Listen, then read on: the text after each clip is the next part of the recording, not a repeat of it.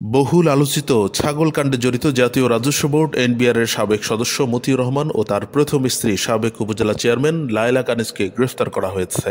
মঙ্গলবার দিবাগত রাতে রাজধানীর বসুন্ধরা এলাকা থেকে তাদের গ্রেফতার করে ডিবি পুলিশের একটি দল। বিষয়টি নিশ্চিত করেছেন ডিএমপি মিডিয়া ও পাবলিক রিলেশনস বিভাগের উপপরিচালক ডিসি মোহাম্মদ তালিবুর রহমান।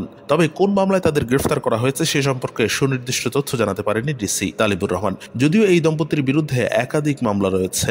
সবশেষ গত 6 জানুয়ারি তাদের বিরুদ্ধে 3টি মামলা দায়ের করেছে দুদক।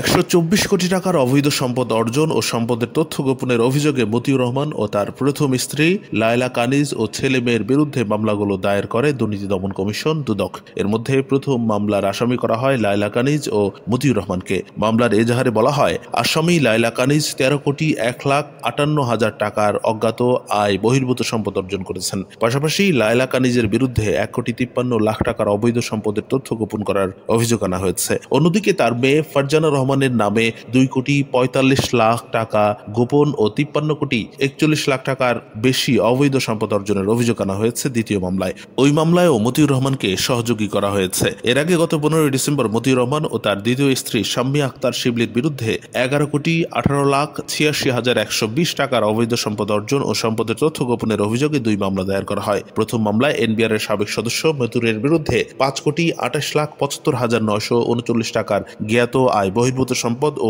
1,27,66,216 টাকার সম্পদের তথ্য গোপনের অভিযোগ আনা হয়েছে।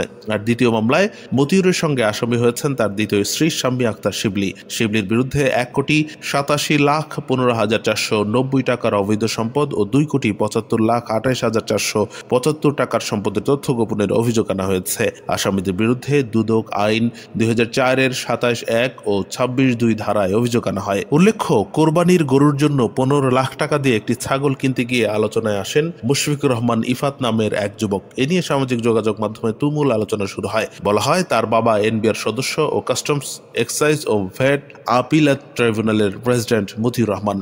এরপর আলোচনায় চলে আসে মতিউর রহমান ও তার পরিবারের সদস্যদের কোথায় কি পরিমাণ সম্পদ রয়েছে এসব বিষয়।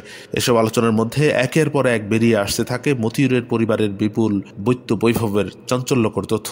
পরে গত বছরের 4 জুন মতিউর ও তার পরিবারের সদস্যদের জ্ঞাত আয় বহির্ভূত সম্পদের অনুসন্ধানে নামে দুদক। অনুসন্ধানে মতিউর ও তার পরিবারের সদস্যদের নামে 65 বিঘা জমি, 8টি ফ্ল্যাট, 2টি রিসোর্ট ও পিকনিক স্পট এবং 3টি শিল্প প্রতিষ্ঠানের তথ্য পায় দুদক। মতিউর রহমান ও তার পরিবারের সদস্যদের নামে থাকা ব্যাংক হিসাব, মোবাইল ফোনে আর্থিক সেবার হিসাব ও শেয়ার বাজারের বিও হিসাব জব্দ করা হয়। পরে 24 জুন মতিউর ও তার প্রথম পক্ষের স্ত্রী এবং সন্তানের বিদেশ যাত্রায় নিষেধাজ্ঞা দেয় আদালত। এরপর গত 2রা জুলাই মতিউর রহমান ও তার পরিবারের সদস্যদের সম্পদ বিবরণী চেয়ে পৃথক নোটিশ পাঠায় দুদক। এসব নোটিশের পরিপ্রেক্ষিতে 29 আগস্ট মতিউর, তার 2 স্ত্রী এবং ছেলে মেয়ে সহ 5 জনের সম্পদ বিবরণী দুদকে জমা দেওয়া হয়।